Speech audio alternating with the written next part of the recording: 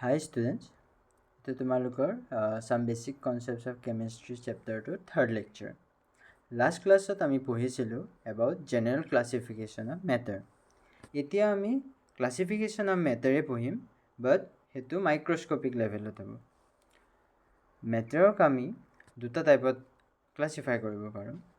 Firstটো হৈ গ'ল mixtures, secondটো হৈ গ'ল pure substance. Pure substanceক আকৌ আমি দুটা টাইপত classify কৰিব পাৰোঁ. ফাৰ্ষ্টটো হৈ গ'ল এলিমেণ্টছ, ছেকেণ্ডটো হৈ গ'ল কম্পাউণ্ডছ. পিয়'ৰ ছাবষ্টেঞ্চৰ বিষয়ে আমি নেক্সট ক্লাছত পঢ়িম. এতিয়া আমি মিক্সাৰ্ছৰ কথা পঢ়িম. মিক্সাৰ্ছকো আমি দুটা টাইপত ক্লাছিফাই কৰিব পাৰোঁ. ফাৰ্ষ্টটো হৈ গ'ল হোমোজেনাছ মিক্সাৰ, ছেকেণ্ডটো হৈ গ'ল হেট্ৰ'জেনাছ মিক্সাৰ. এই ডায়েগ্ৰাম দুটাত তোমালোকে যদি চোৱা দেখিবা হোমোজেনাছ মিক্সাৰ আৰু হেট্ৰ'জেনাছ মিক্সাৰ লিখা আছে. হোমোজেনাছ মিক্সাৰত যি দুটা টাইপৰ পাৰ্টিকলছ আছে সেইকেইটা মিক্স হৈ আছে আৰু হেট্ৰ'জেনাছ মিক্সাৰত কমপ্লিটলি ছেপাৰেট হৈ আছে. তোমালোকে নিজে দেখি বুজি চাই. এতিয়া যদি ডেফিনেশ্যন চাওঁ হোমোজেনাছ মিক্সাৰ্ছক আমি ডিফাইন কৰোঁ যে কম্পনেণ্টছ কমপ্লিটলি মিক্স উইথ ইচ আদাৰ, composition is uniform through out.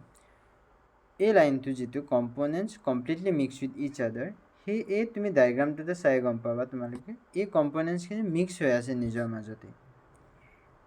And composition is uniform through out, মানে তোমালোকে যদি এটা ইউনিট এৰিয়াৰ যদি তোমালোকে পাৰ্টিকলছ উঠোৱা, মই এটা এক্সাম্পল দিওঁ. এটা গ্লাছত ধৰা পানী আছে. সেই পানীখিনিৰ পৰা তোমালোকে 1 স্পুন 1 চামুচ তোমালোকে পানী উঠালা.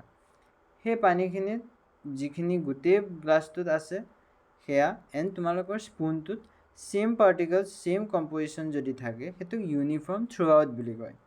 তো হোমোজেনাছ মিক্সাৰৰ এটা ক্ৰাইটেৰিয়া হ'ল যে composition is uniform through out.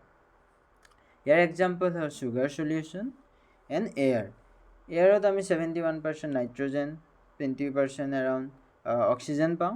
তো সেইখিনি ইউনিফৰ্ম থাকে চবতে. তেনেকৈ চুগাৰ চলিউশ্যনতো পানীৰ লগত তোমালোকে চুগাৰ চলিউশ্যন মিলোৱা, দেন বনোৱা ছেইমেই কম্পনেণ্টছ পাবা. দেন আহিল হেট্ৰ'জেনাছ mixer. Composition is not uniform throughout, and sometimes the different components can be observed. They can be separated physically.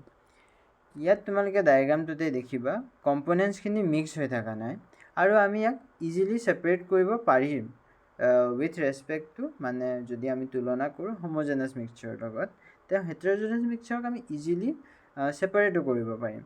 তো এইটোৱে হৈ গ'ল হেট্ৰ'জেনাছ মিক্সাৰ. ইয়াৰ এক্সাম্পল হ'ল চল্ট এণ্ড চুগাৰ. এতিয়া এটা বাউলত যদি তোমালোকে চেনি আৰু যদি নিমখ থোৱা, তেনেহ'লে তোমালোকে তাক অলপ কষ্ট হ'ব পাৰে, কিন্তু আমি ছেপাৰেট ইজিলি কৰিব পাৰোঁ.